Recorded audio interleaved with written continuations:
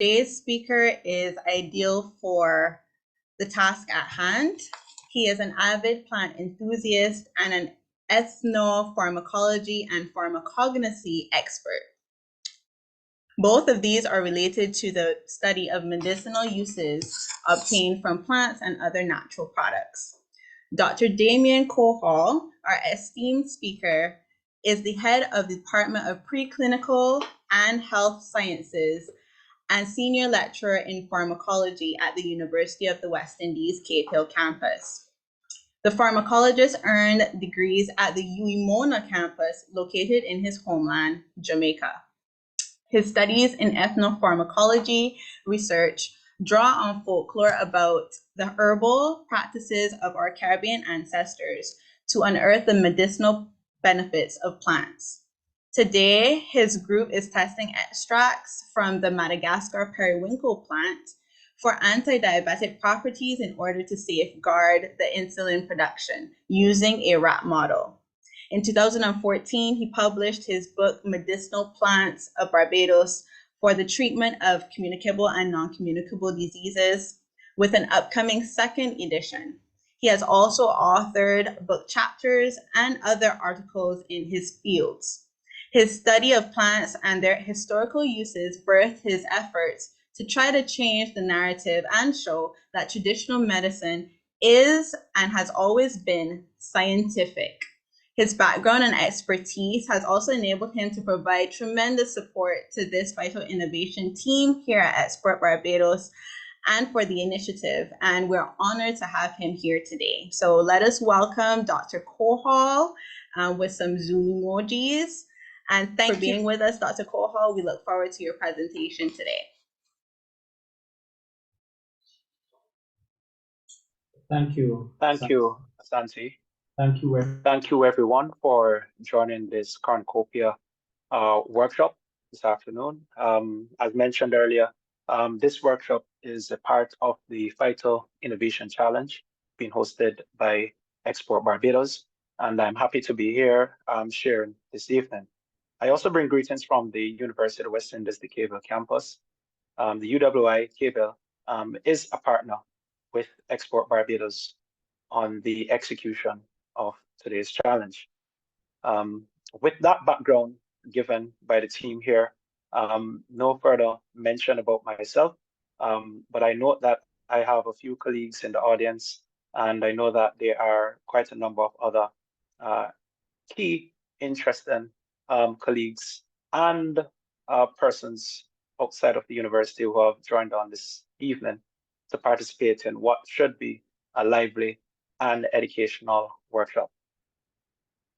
So the title of my talk this evening is Translating the Local Botanical Pharmacopoeia in a Value-Added Products and Medicines. Now, we know that plants have always been the source of our medicine. In fact, the pharmaceutical industry, or medicines which we use to treat diseases and conditions of all types, essentially started from herbal extracts. And throughout my talk today, I will reemphasize this point, and I will tell you about all the wonderful things plants do as it relates to health and wellness.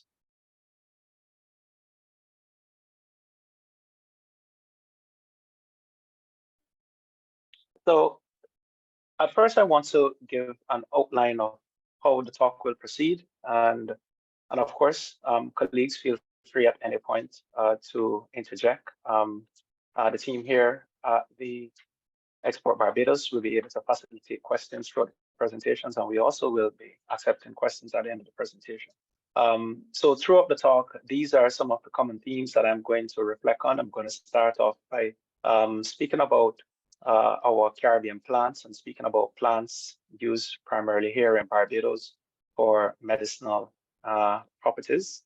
Then I'm going to discuss value-added products. So I'm going to speak a little bit about nutraceuticals, cosmeceuticals, right? And what are they? I'll define those for you.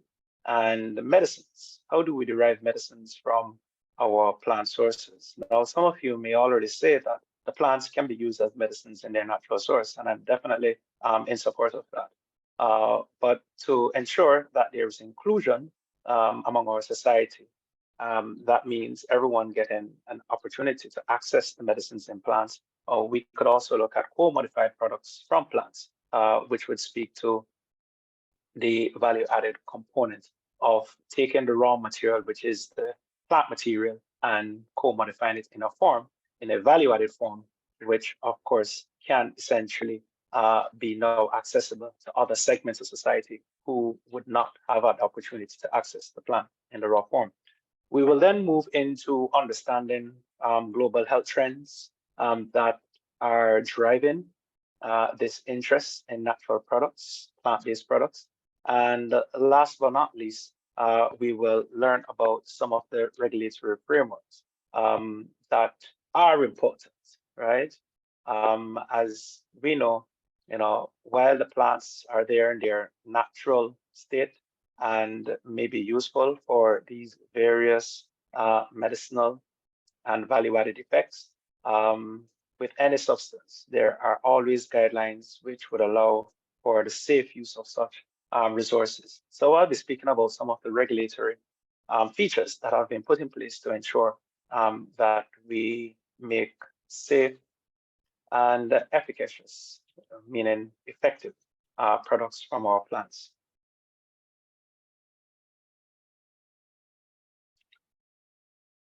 So it would be best if I start off by just giving some basic definitions of some terminology which will be used throughout our talk. You will hear me speak about bioactive compounds, and as the name suggests, biologically active, which means these compounds bring about biological activity when administered. You may hear me make mention to a term called decoction.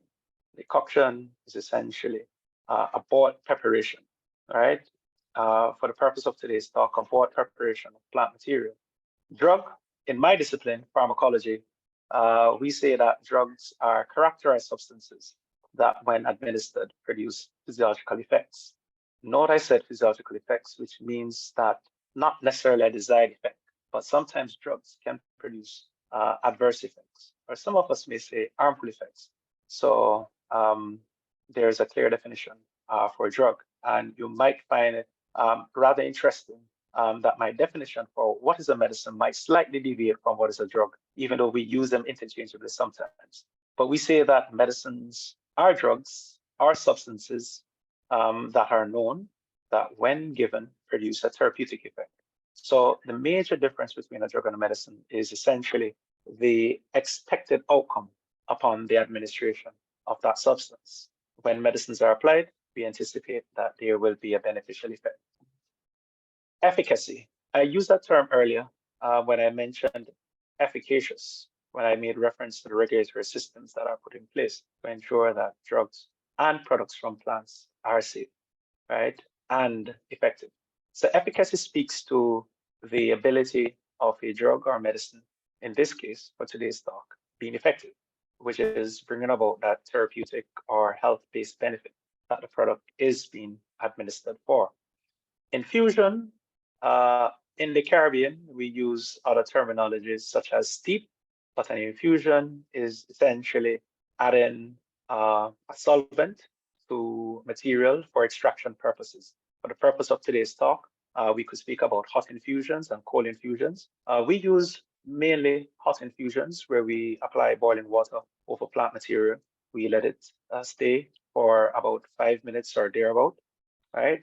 Some of us call that a steep, right? And we have our final tea being produced from that infusion process. Pharmacology, right? Pharmacology is my discipline. And what is my discipline? Well, it is a discipline where we study the effects of all substances, not only drugs, not only medicines, but all substances. Substances which are known to be toxic, right? And for today's purpose and intent, we'll be talking about plants, plant-based substances. And the last word is phytochemical. What is a phytochemical? Most of us would hear the term phytochemical being used to describe compounds that are plant-based, phyto, plant-based, and chemical, plant-based chemical. Some of us have also read that these plant-based chemicals are touted to have health-based benefits, and quite a few of these phytochemicals do have plant-based benefits. So you will hear me make reference to a few of these phytochemicals throughout our talk. So I thought it may be useful to start by talking about plant biodiversity within the global space. And it's important for us to know that prior to molecular phylogenetic practices, that our plants were classified according to physical characteristics, right? And traditionally, these physical characteristics have grouped these plants in about 300 subgroups known as plant families. But outside of plant families, we generally speak to plants as herbs, shrubs, climbers, and trees, right? And in Barbados and in the Caribbean, we tend to find a mixture of herbs, shrubs, climbers, and trees being touted for medicinal properties. Funny enough, when we speak about herbal remedies, we're speaking about plant material that may come from herbs, shrubs, climbers, or trees for medicinal benefits, and not only from herbs.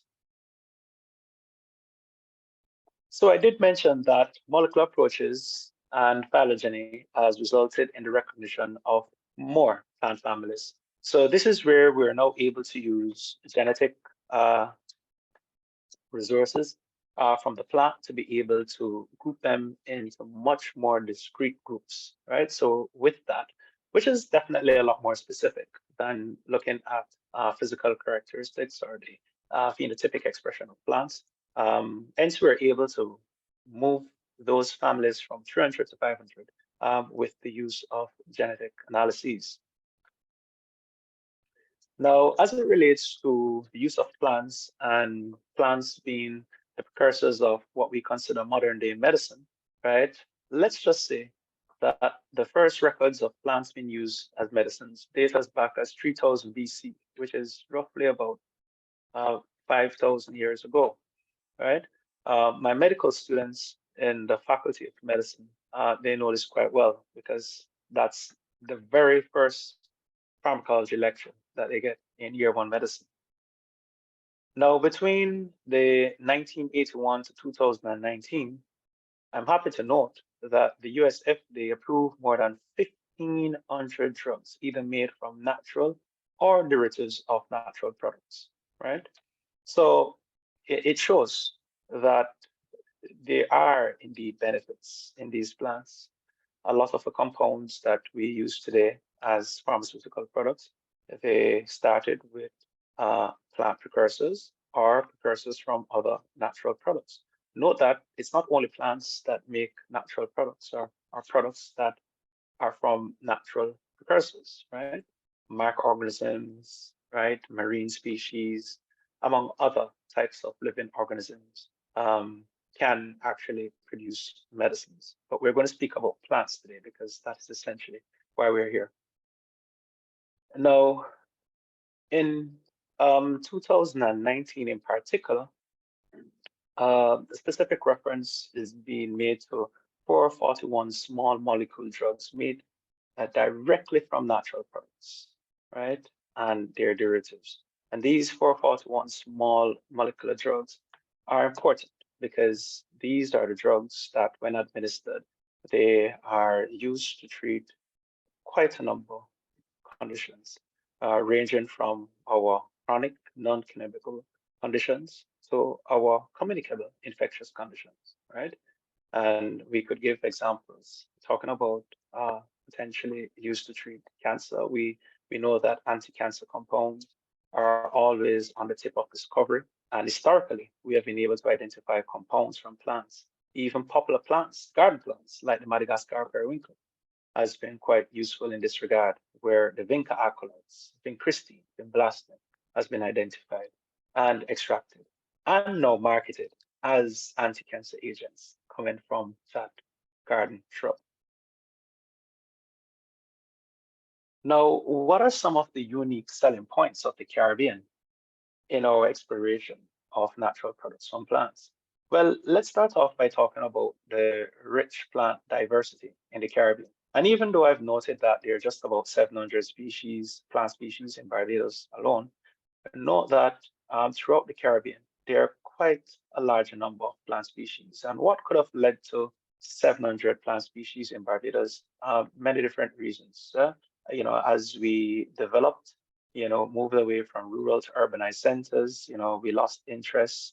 Younger generations moved away from the ancestral practices. More so, there was mass deforestation in Barbados, and lands were cleared extensively for sugarcane. And now lands are being cleared for housing projects, right? So if we're not careful, we will continue to lose out on our plant species. So there should be great efforts being put in place to preserve green areas and ensure that our gullies that have these natural ecosystems are maintained. But our rich diversity in the Caribbean comes from the mixture of cultural experiences. We had forced immigration into the Caribbean during the slave trade, right? We had our colonizers that came. But guess what? Before migration into the Caribbean, we had our indigenous people, the Amerindians, and they were all quite keen on utilizing plants in one way or form for food and medicine. We know in the 19th century, late 19th century, we had the indentured servants that, of course, would come into the Caribbean to make up the labor force, which was a direct result of the shortfall in cheap labor or free labor coming from the abolishment of slavery, right? So we have various folklore practices and cultural practices being mixed into the Caribbean. And that is the primary reason why the Caribbean region itself was listed as 6th in the top 25 plant biodiversity hotspots in the world, right? So we are sitting on a gold mine, right? As it relates to plant biodiversity, 6 out of 25. So let's talk about some medicinal plant practices in Barbados. So I did mention that we have about 700, about 650 to 700. Based on the literature sources that you will read, you will note that the number essentially ranges between 650 to 750 plant species in Barbados. Note that only 2 out of those plant species are known to be endemic to the island, which means, truly came from Barbados, right? Most of these plant species are imported, and imported for the reasons I just gave, being brought into the Caribbean with various ancestral connections. In a survey that I did in about 2012, I was able to identify that across Barbados, 33% of the population use plants for medicines. This was also corroborated by other works which were published by other colleagues in the field, right? I'm glad to say that, this is not a one-man army, but we do have quite a few other persons in the Caribbean, especially in Barbados, like the Sonny Peters, right, Anthony Richards, right, Sean Carrington, who have been doing extensive work on Caribbean plants and plants of Barbados, and they can speak to some of these important plant uses also, right? So my 33% from my research was corroborated by other studies that were being done, right? We noted that the use was more prevalent among women, and that makes sense because women are the caregivers of our families, and quite a few of these practices were also known and practiced by nurses, right? Who played a significant role in maintaining the health of society. There are some interesting connections that I will speak to as it relates to the use of herbal medicines by physicians, right? But I will leave that for later in the talk. In 2014, we knew that about 65% of the plants that were identified for medicinal purposes here in Barbados, primarily used to treat chronic non-communicable diseases and communicable diseases, were considered to have pharmacologically active ingredients. We know that 51% at that time in 2014 would have had these pharmacological active principles validated for the reported use, right? So it shows even without doing extensive laboratory research, we were already able to find information globally, which would have been used to validate some of these medicinal uses practiced by our ancestors.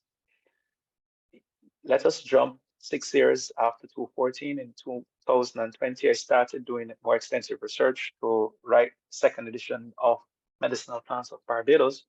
And what I found was that with just over half a decade, that 90% of the plants used in Barbados, right, have pharmacologically active, but not only have pharmacologically active components, but have these pharmacologically active principles validated for the reported use.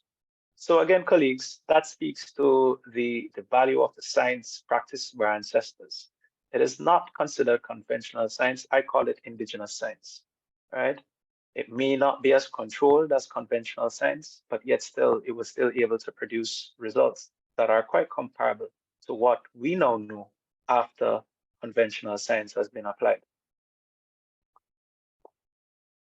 So here are just some examples of plants that are used locally, and I'm quite sure the persons who are within the audience who are part of the challenge may have thought it wise to consider the use of some of these plants in their innovative or innovation or their projects that they would like to put forward as being innovative, right? The top row speaks to one of my favorites, Catharanthus roseus.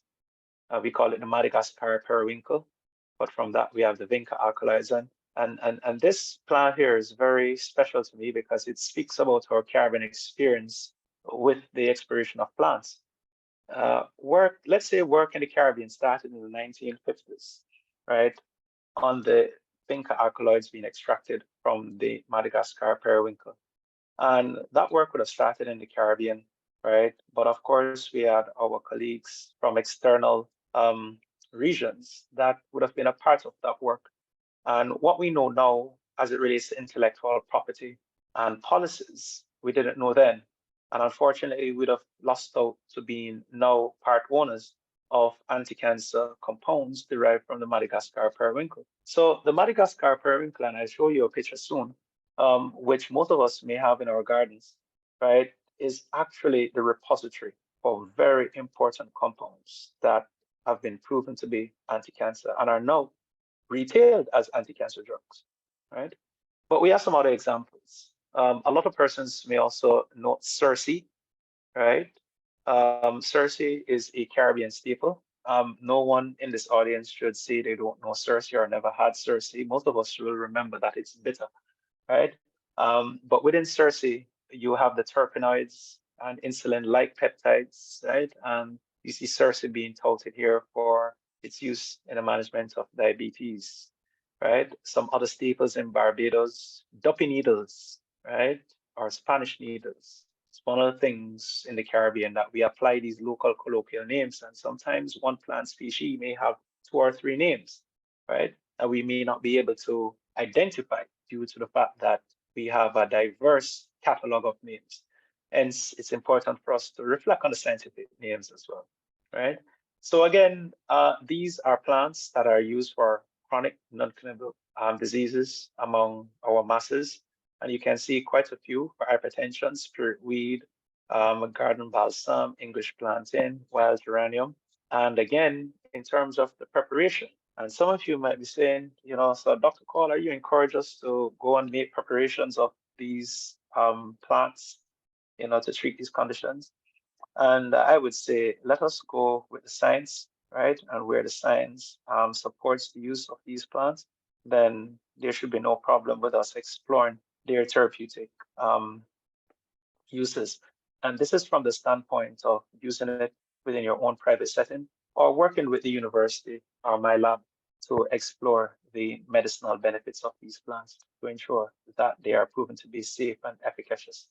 Some of you might be wondering, how much is safe, Dr. Cole? What approaches should we take in making these preparations? Now, what I can say from my own experience and experience talking to, you know, descendants of our ancestors in the Caribbean, in Africa, the preference tends to be an infusion, a hot infusion, of dried plant material. You dry the plant material because in drying the plant material, you remove the water weight and you are better able to standardize the plant material being extracted.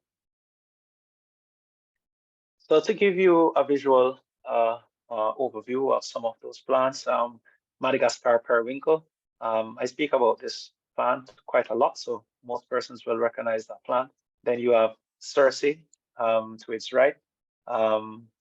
You also have dumpy needles to the far right.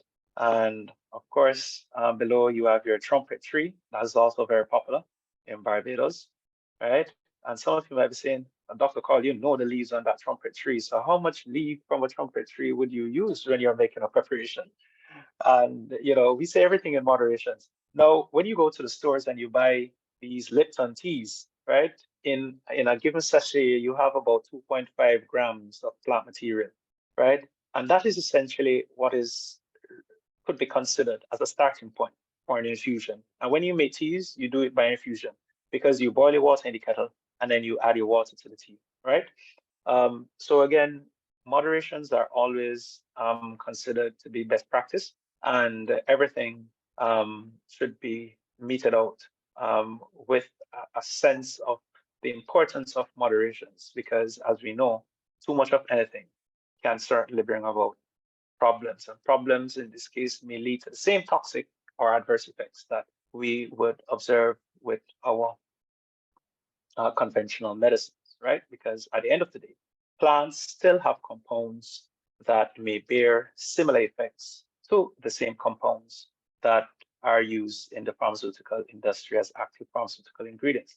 The difference some of you may note is that some of these plant compounds, upon being extracted, are far less potent than the synthetic compounds that we have in the pharmaceutical industry. But now let's jump to the communicable conditions, because what I didn't say is that during the time of slavery between the 17th to 19th century, that is a period when we were mainly affected by tropical infectious diseases, right? The same conditions that were in the west coast of Africa, which is where the slaves were placed on those large slave ships to be brought to the New World, was essentially a hotbed of tropical infectious diseases, which were brought to the Caribbean, right? The Amerindians who were here, who were also enslaved, could not have dealt with the harsh realities of those conditions, right? And so they perished. Not to say that they wouldn't have been using their medicines to treat their conditions, which would have been derived from plants, but our ancestors who came from West Africa, who already would have encountered these infectious conditions and were using plants there to treat those conditions, would have brought that knowledge, right, and practical skills into the region. And that's one of the reasons why I would like to say that among our ancestors, especially our West African ancestors, that there was a certain level of health resilience built during the time of slavery, because they were able to bring approaches that they would have used in West Africa to the Caribbean.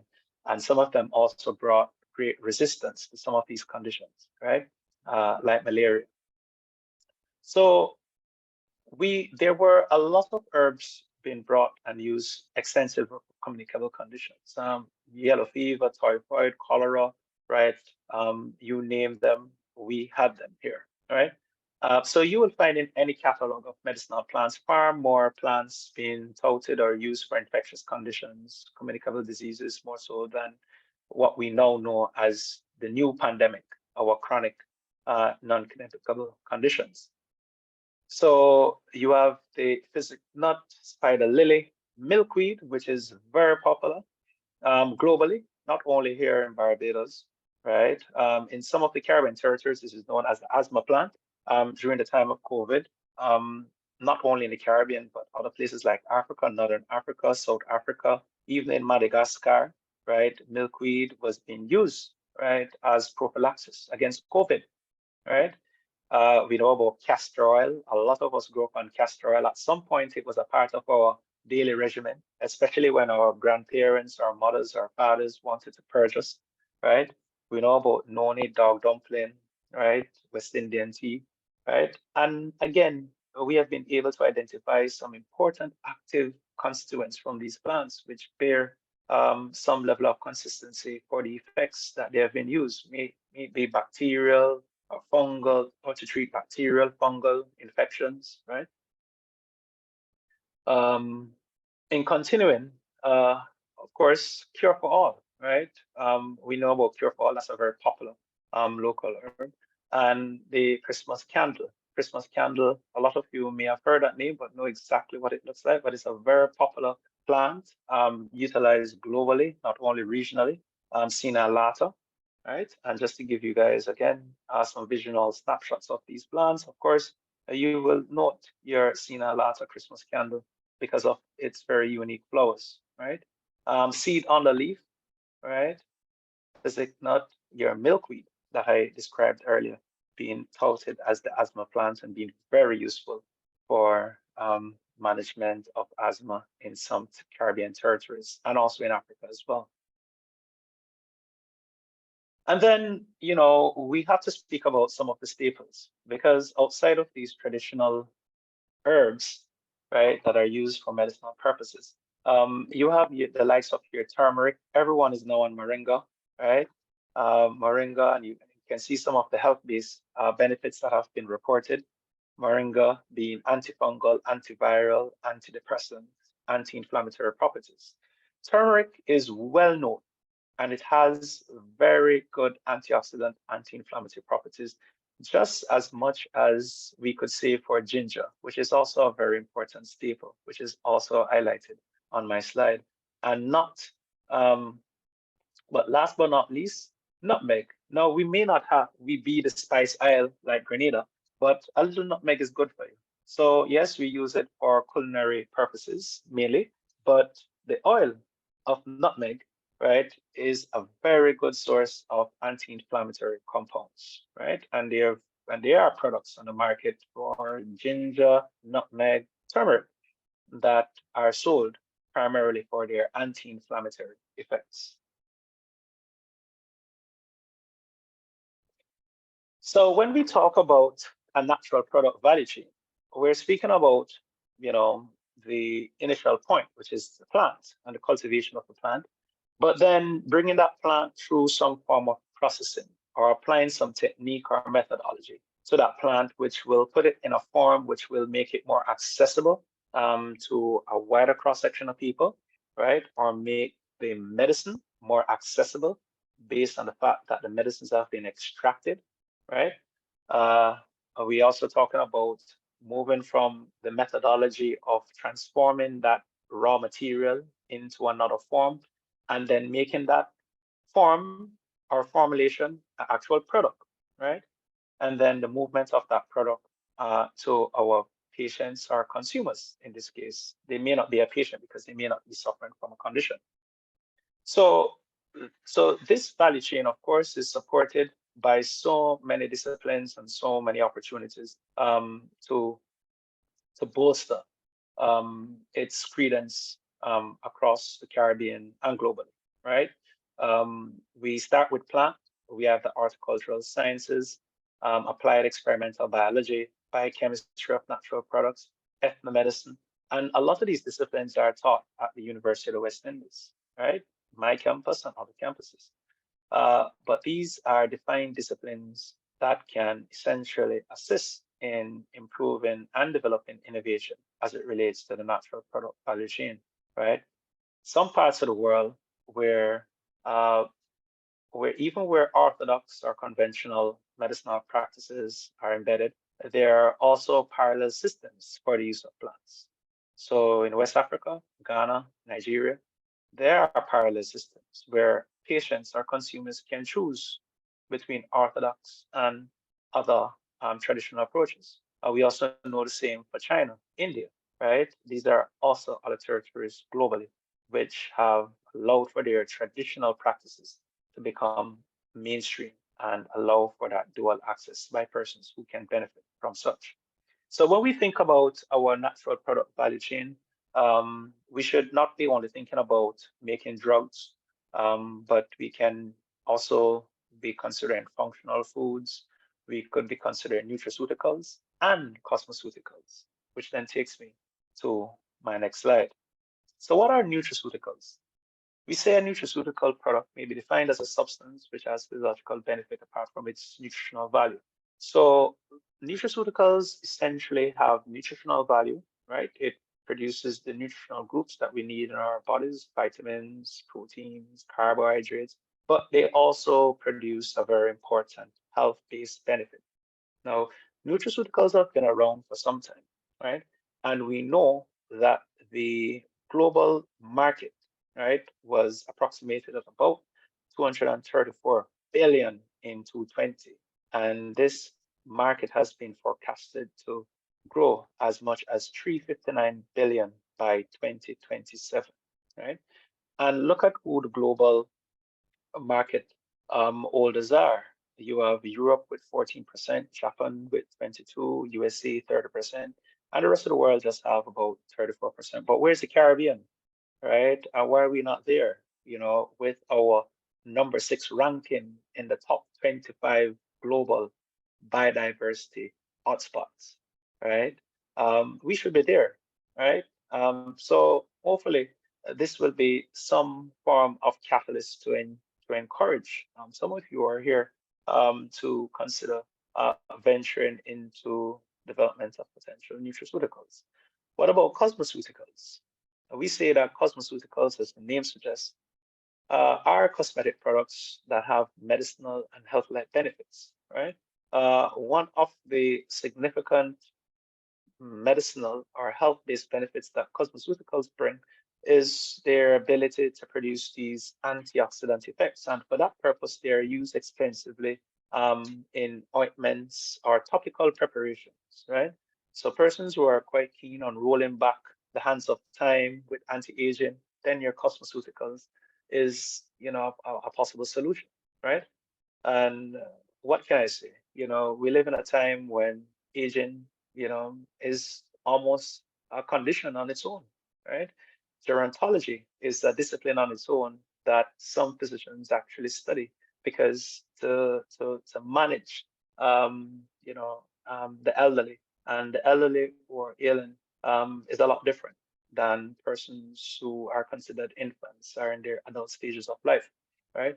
So cosmeceuticals, they bring value to the table because they assist in some of the features of being aged, right? As we age, we have greater prevalence of free radicals, which will certainly allow our physical appearance to appear as if we're aging. Cosmeceuticals bring the value of being antioxidants, free radical scavengers, majority of them, not all. And this is seen as a beneficial effect that certainly adds value to these cosmetic agents. But it's the fastest growing market when compared to other cosmetic products because of the health-based value that they bring. And we know that the key markets here would be in the Middle East and Africa, right? China, India, Vietnam are also considered to be significant players in this market. But as you can see, over the years, that there's been an increment, right, in the cosmeceutical market. And this is primarily because one, life expectancy has increased in some parts of the world, more so than some. But in developed countries, or even countries with universal healthcare like Barbados, you tend to find people, and also countries with a very good social welfare and network system, tend to have, greater life expectancies among the population, and an aging population will certainly benefit from cosmeceuticals as they try to improve their health as they age. So we can't talk about developing value-added products without appreciating the fact that there are some important regulatory features that we have to ascribe to. And I'm going to feature some of the regulatory features or frameworks between the US and EU and some other parts of the world. Quite notably in the Caribbean, and again, because of our slowness to try to develop products that are considered value-added food, value-added cosmetic products, we don't have well-established food and cosmetic standards, right? There are a handful of territories in the Caribbean that may have a national standard for food and cosmetics, right? But again, some of our islands in the Caribbean are not known to be manufacturing islands, so some of these standards may not be present. However, standards are important because even if you're not manufacturing and you're importing, you need to have a standard which should be used to assure your population that whatever is being imported is considered safe and effective. So in the US, you do have the Dietary Supplement Health and Education Act, right? And this act, of course, along with the Federal Food, Drug, and Cosmetic Act, are known to be quite important in regulating nutraceuticals. We also know that the Food and Drug Administration, that they also play an important role as the entity, the executing entity, to ensure that these regulations are fully brought on stream. There's another important set of regulations which are considered good manufacturing practices. And if you're thinking about making any product, maybe a cosmeceutical, nutraceutical, functional food, right, then good manufacturing practices have to be embedded within that process. If you're making products that are considered food, then some of you will know about HACCP, right? Again, being important for food safety. In Europe, Europe is a very complex place, and persons who are already in export of products, who are making products and exporting products, they will tell you that Europe currently has some of the most stringent standards, right? So again, for nutraceuticals, you will tend to find the European Food Safety Authority being quite keen, right, at regulating nutraceuticals and other food additives. There's a complex mixture of regulations because, as you know, Europe now has the EU, so you have EU requirements, but then at the individual or unique country levels within the EU, there may be additional requirements that have to be met. So my advice is if you're thinking about exporting product and want to get into the European market, that you should choose very carefully where you would like to get your products, initially as a starting point, right? And review the EU regulations and the EU member countries' regulation carefully. There are other regulations that I may not belabor as much because I know the two intended markets for export products tend to be the US and Europe. But if we want to get products in China, Japan, India, there are also other regulatory frameworks that have to be met. Now, these regulatory frameworks that I've identified here might speak more to nutraceuticals, but if you're talking about cosmeceuticals, then your products should meet cosmetic standards within these territories. So let me now move away from just identifying the two value-added products mentioned earlier, being nutraceuticals and cosmeceuticals, to now speak about pharmaceuticals, right? Now, pharmaceuticals are developed through the drug development pipeline. Fortunately for us at the University of the West Indies, we have been playing our part in developing our natural plant-based medicines through early stages of drug development, which captures drug discovery and preclinical development. So when we speak about drug discovery, we're speaking primarily to the isolation of bioactive constituents by targeting specific drug targets and characterizing these bioactive constituents, because as I said earlier, drugs are characterized substances, right? And then last but not least, demonstrating that there is a drug dose relationship with the extracted compounds. And of course, the last stage here is very much embedded within my discipline of pharmacology, because once you start to speak about the discipline of pharmacology, you are speaking about looking at the concentration or dose of substances and trying to identify a proportionate, right, effect related to that given dose. So on the screen, also, you're seeing some very important compounds that started from plant precursors like cocaine, right? Atropine, right? These are cocaine, of course, a drug of abuse. Atropine still has clinical relevance, but it's very much an alkaloid, right? And came from very precursor stages being extracted from a plant. Atropine at one point was used as a cosmetic agent. One of the interesting attributes of atropine is that it dilates the pupils, and apparently in the 17th century, that was actually a very important cosmetic effect among women, dilated pupils. Right? But we move away from these compounds, and we look at other images being displayed here, which just shows you the extraction process. So we have our plant of interest, and we generally target specific areas of the plant, maybe the leaf, stem, roots, right? And the part of the plant is targeted because these have significant compounds attached to them, right?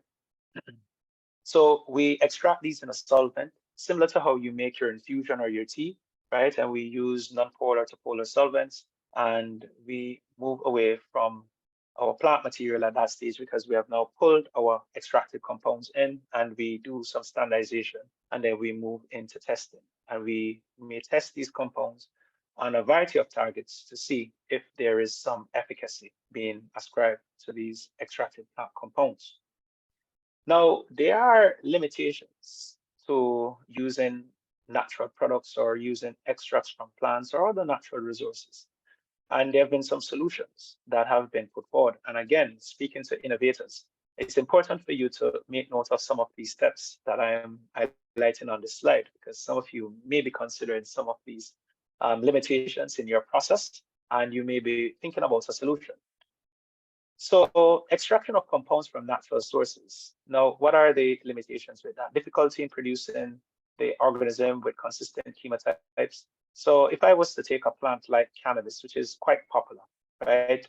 You can take a cannabis plant and you can grow it in St. John, and you can grow it in somewhere in St. Michael. You take the same seed and you get a different phenotypic expression, right? Of course, we know that some plants are very sensitive, but that sensitivity is an issue that we have to deal with or find a solution for.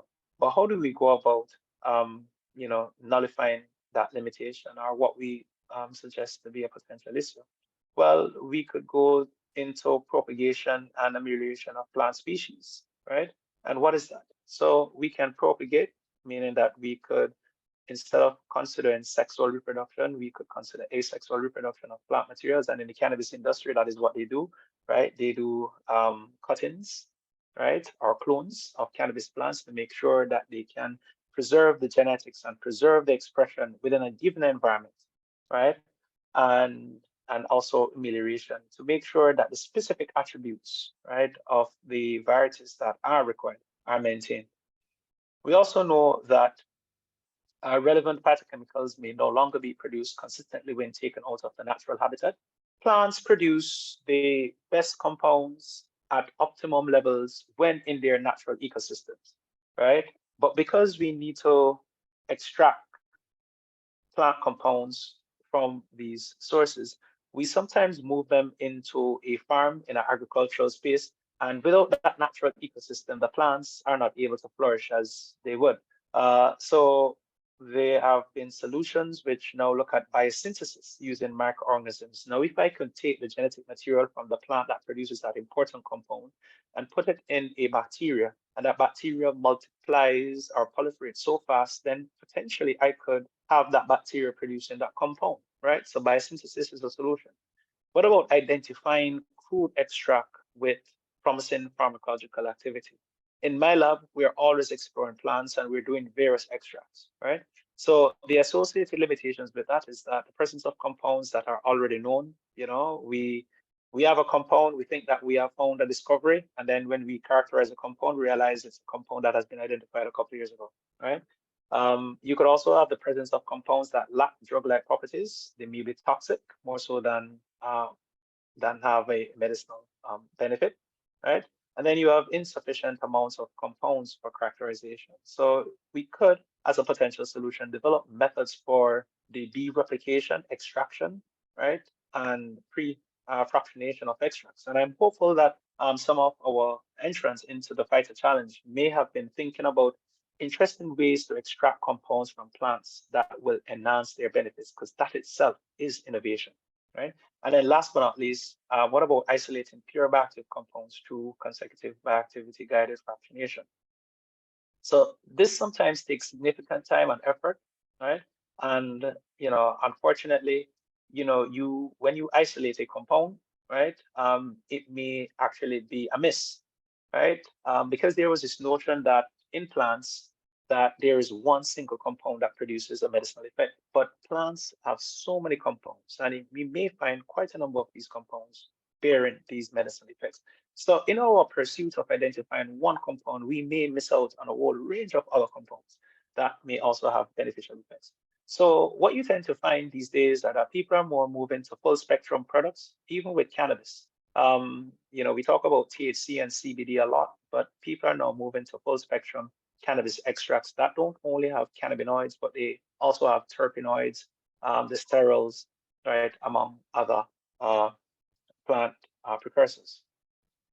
We can also use in silico approaches. I did some work some time ago where I was able to identify 3D structures of plant-based compounds and identify 3D structures of our biological targets, the receptors in our body. And I was able to show that these plant-based compounds can interact with these targets by just steric interactions, right?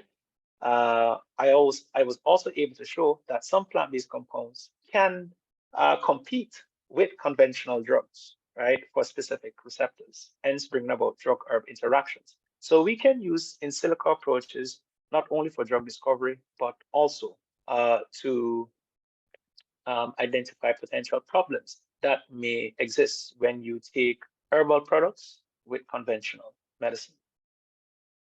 Now, as we move into preclinical development, we're now talking about using our animals, right, for in vivo studies, and also potentially ex vivo studies. It is important for us to reestablish the dose-response relationship that we may have derived using the very basic in vitro approaches in drug discovery within preclinical development, right? And of course, we test in vivo models so that we can see the full lived experience of a biological being interacting with that medicine that has been derived from these plants. And of course, it's important for us to do our own toxicological evaluation, right? And these are controlled experiments, almost like randomized controlled trials, but done in animals. So again, our drug dose response curve is important. In some instances, having explored our dose response curves in vitro, again, it might be useful to establish them in vivo so that we can be fully certain that the compound that was binding to that biological target that we thought could allow for a reduction in blood glucose does actually bring about a reduction in blood glucose in our animals. And if we increase the dose of that compound being administered to our animals, it should also reduce blood glucose levels. And I only use blood glucose levels because in my lab at the university, one of my senior PhD students has been doing some interesting work with the use of the Madagascar periwinkle and targeting a very important biological target in the body, right, called dipeptidyl peptidase 4. And inhibitors of that enzyme, DPP4, are known to be quite effective in reducing blood glucose levels or improving glucose homeostasis due to the fact that the DPP4 plays an important role in inactivating incretins, right? Incretins are peptides in our bodies that we produce upon having an influx of food or glucose load, right? So, which will essentially lead to insulin release. Now, if you inactivate incretins, then you downplay insulin release, right? And insulin is a very important hormone that regulates our blood glucose. So in making DPP4 inhibitors or identifying novel DPP4 inhibitors from plants, we can essentially upregulate insulin. So we move away from drug discovery preclinical, and now we're in the clinical phase of research. And guess what? In Barbados, we do have infrastructure to do clinical research, right? But of course, in more developed territories, North America, Europe, where a lot of these drug development pipelines are established due to the location of those drug companies, talking about the Pfizers, the Mercks, etc. That is where you will find a lot more resources being pushed towards clinical trials. So in this phase of the drug development, you have phase 1, phase 2, phase 3 trials. Phase 1 is generally with young, healthy people, and you're essentially just ensuring that the compounds that have gone through drug discovery preclinical are tolerable, right? Then you move to phase 2, and that is where you start to introduce the compound or the drug that has been derived from a natural source, because we're talking about plants here today and not synthetics, right? This is where we actually try to see if there's any efficacy or safety being developed. So phase 2 trials tend to be in 2 parts, phase 2A, phase 2B, right? And you're talking about potential study participant sizes ranging up to 500 persons, right? And then last but not least, our phase 3. And phase 3 is essentially our large trial, right? And phase 3 trials are developed based on the information coming out of our phase 2 trials. Now, after phase 3, there is also what we call a phase 4, which is post-market surveillance, because after phase 3, generally all the findings that we have had to date from the development of our compounds from its natural plant source all the way through drug discovery, preclinical development, and into clinical trials. This is a very important review point. In fact, there are 2 review points in the drug development pipeline, right?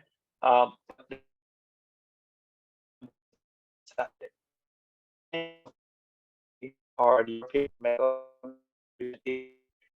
they more drug regulatory bodies, they essentially review the findings to make sure that the information as it relates to the efficacy or the effectiveness of the drug and its safety are very much well pronounced, which now means that the product can be approved to go on the market. And it's not until the product is approved to go on the market that the phase 4 studies begin. And the phase 4 essentially is post-market surveillance, right?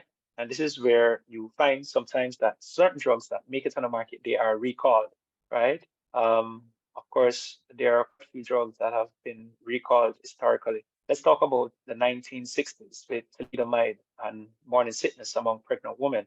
That was a very teratogenic compound, but it was only after it was placed on the market and women were using it for morning sickness that they had to recall it due to the teratogenic effects brought about in the born babies, right? But there have been many more examples of drugs being recalled due to phase 4 studies. So with that said, and the drug development pipeline being an option for our innovation pursuits, let us think about what are some of the impacts of the research that I would have mentioned. Research into drug development, research into identifying these medicinal benefits of these plant compounds that can essentially make them into nutraceuticals and cosmeceuticals. Well, one, we can inform clinical development of drugs. We just spoke about that. Targeting chronic, non-communicable, and also communicable diseases. Know that we are now in a hotbed of chronic, non-communicable diseases, right? And we need to identify new approaches, but not only new approaches to treat diseases. What about the prevention of diseases? And we can ascribe to the benefits of plants being incorporated in our foods, right? To fortify our foods, to make functional foods, to create nutraceuticals, which are touted primarily for their preventative effects more so than their curative effects, right? Developing alternative and complementary medicines to other drugs, right? This almost goes hand in hand with, clinical development of drugs. But what about creating that parallel system in the Caribbean, as exists in other parts in the world, where persons can feel comfortable to choose between conventional and non-conventional? Mind you, conventional and non-conventional depends on where you are in the world, right? But we should have our own traditional medicinal practices mainstream, like Ayurveda in India, traditional Chinese medicine in China, right? Why not have our traditional herbal medicines in the Caribbean with its very rich, diverse background with the multicultural elements? And then last but not least, creating a biotechnology industry. And I think this is what Export Barbados is quite keen on promoting, right? Creating that industrial environment where we can have our innovators and persons with this rich repository of information being able now to transform that information into products and services that will build industries, that will build tourism, that will build our foods, that will help to ward off diseases, that will help to cure diseases, right?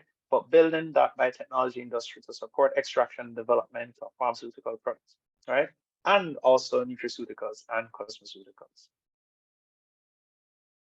And we have had many examples of plant-based compounds being mainstream and becoming very important drugs. I mentioned vincristine earlier, right? From the Madagascar periwinkle. Vincristine, vinblastine is another compound. What about morphine, right? From the poppy plant, right? Opiates, right? Paclitaxel is also an anti-cancer compound derived from the Pacific yew tree, right? And artemisinin, which comes from the Artemisia annua. This is a very important anti-malarial compound, right? Anti-malarial compound. And it is used heavily mainstream in West Africa for malaria, right? You know, and again, these are plant-based compounds that have been derived from their natural sources that have been used in their natural state, primarily for treatment of diseases. Now I spoke about the new pandemic, not COVID, and it's not new, but it was there before the COVID pandemic, but seeing that the word pandemic became popular around COVID. And if we were to think about our chronic non-communicable conditions being a pandemic, as they appear to be, right? If you look at these charts here between 2008 and what is proposed to occur in 2030, you can see the prevalence of non-communicable compared to our communicable and other potential forms of conditions that affect the world's population. We anticipate that going forward, that this trajectory will continue unless we derive a very important intervention or interventional step to change the course of this projection, right? So in high-income countries, one would anticipate, which are more sedentary, that you will definitely have a lot more non-communicable conditions, right? In middle-income countries, where there's some level of development, right, comparable to high-income countries. Again, sedentary diseases will definitely take full stage compared to our low-income countries, which we could have been said in 2008 to not have been as greatly affected as middle-income and high-income countries, possibly due to lower levels of development, less sedentary lifestyle. But as you know, as time has progressed, we are becoming more developed, right? We are decreasing green spaces to build residential complexes, right? We're not exercising as much, right? We drive to work and we go in offices where we sit most of the day, right? And we have less green spaces, right? And the effects of climate change are certainly not helped, right? And what we're seeing is a reduction in healthy practices across the region and globally that is certainly affecting low-income countries as well. And we can see coming up to the projected 2030, we are now in 2023, that even among ourselves within low-income countries, that there will be slight increment within the numbers of cases of chronic non-communicable conditions. I guess this chart here was also predicting that even though we pride ourselves on having very good public health strategies, that we continue to be quite susceptible to infectious conditions like COVID, right? And of course, without the right medicines to be used as curative agents or the right products for prophylaxis, we will continue to be susceptible. But again, what we're seeing is just this growth in our non-communicable conditions.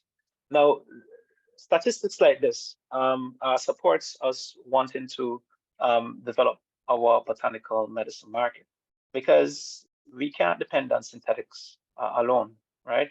Of course, there's a time and place for synthetic products, but if we are embedded in a repository with all of this rich biodiversity, why are we not looking at our plants and other biological diversity as answers to the increment in conditions that we see across the globe, may it be communicable versus non-communicable conditions, right?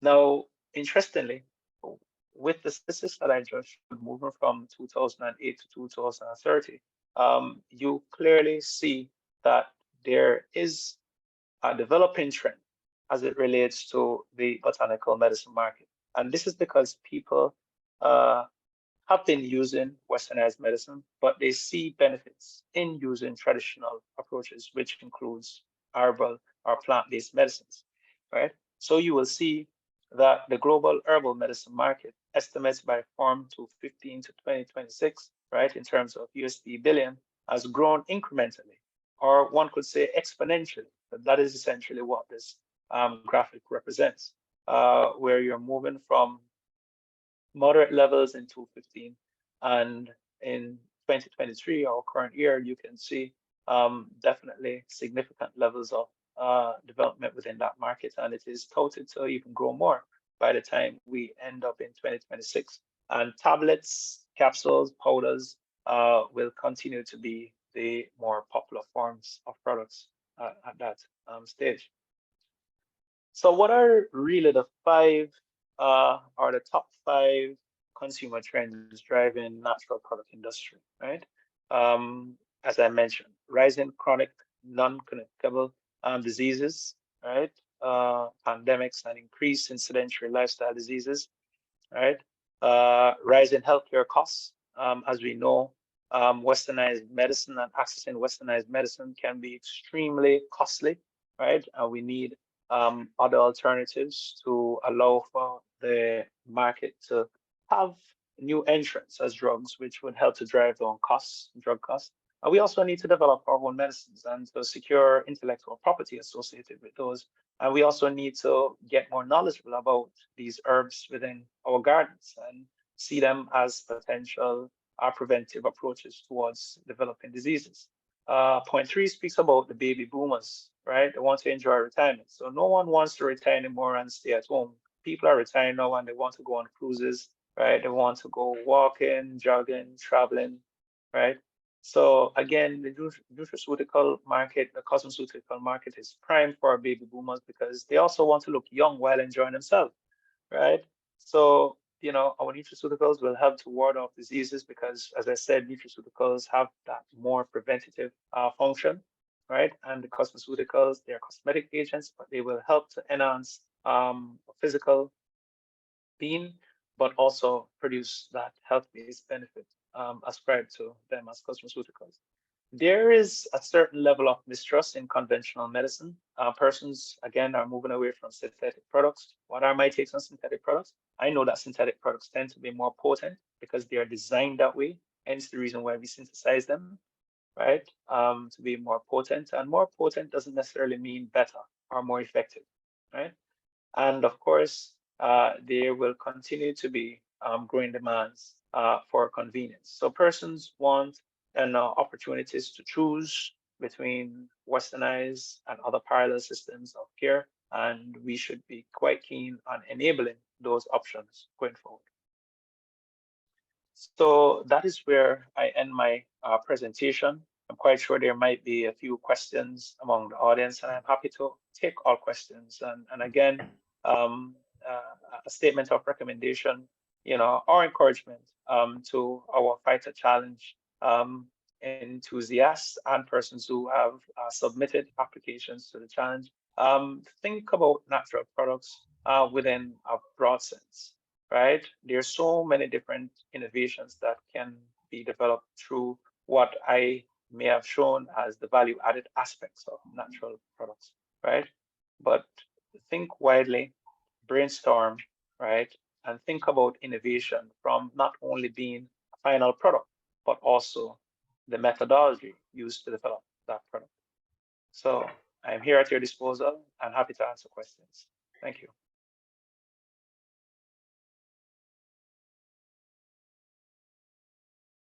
Thank you for participating. We want to thank just a few other people. We've had a lot of support. Thank you very much, Dr. Cohall, for this presentation. We really feel that it is quite timely, the presentation that we've had this evening, because at this point in time, we have so much interest in the Global South. There's interest in supporting with funding these types of innovations that can benefit both us, benefit our planet, benefit the world in really positive ways. And then of course we have this opportunity with global connections, technology, and where testing is today. So we see this as quite timely for building a future that we could want. So thank you so much for both doing this workshop for us, and for your work and contributions in developing and executing our phyto-innovation challenge. Of course, we're thankful to the University of the West Indies for partnering with us in this venture. We're very pleased to see how academia and government are collaborating in support of private sector development in this area of plant-based innovation. We know that these types of collaborations can really lead to true innovation. It doesn't happen in a bubble, you know, with one entity or one group or one individual all by themselves.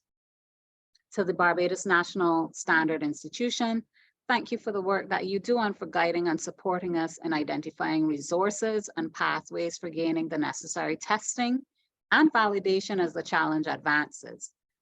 To the National Cultural Foundation, thank you for your work on your Bush Tea series and for allowing us to use the footage and for putting that knowledge out there that really celebrated and recognized a lot of those folkloric traditions and knowledge around plants.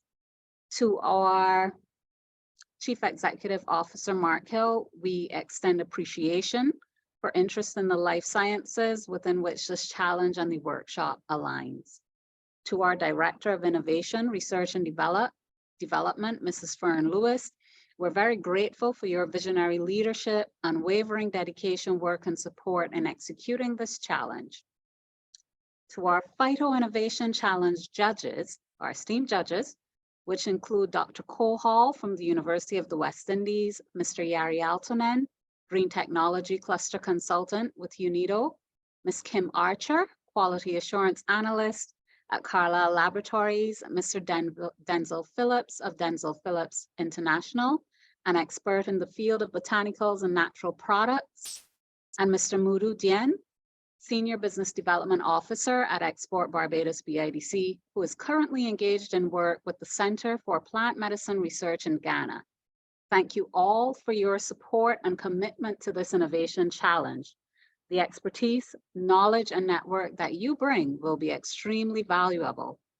To all the applicants of the challenge, we hope you will add new discoveries and solutions that can not only address health and wellness or other needs, but can really contribute to the economic growth and development for Barbados and our region. We know our plants can do that, and I would like to think that with an oomph of imagination, a whole lot of scientific validation, and what a Bajan might say as a barifula dedication and commitment, we think that so can you. You are not alone in this. We have been building relationships and opportunities and gathering resources that we believe can help you. This workshop is just the first step. So thank you for applying to the challenge and for committing to this journey of discovery and innovation. I also want to thank the team of officers from Export Barbados BIDC who did an excellent job in contributing to the development of this challenge and the execution of this workshop.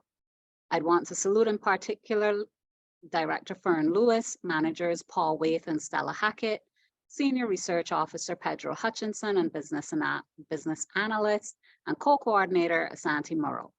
Challenges like this require a great deal of design thinking, research, consultation, and coordination. So thank you all for your contributions.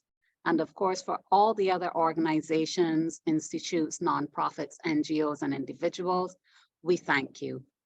Lastly, to you, our guests who have stayed with us through the presentation and through all the questions, we extend sincere thanks for your support of this new venture through your presence here and your interest in the program. We all have a role to play in the realization of successful commercial plant innovations from Barbados.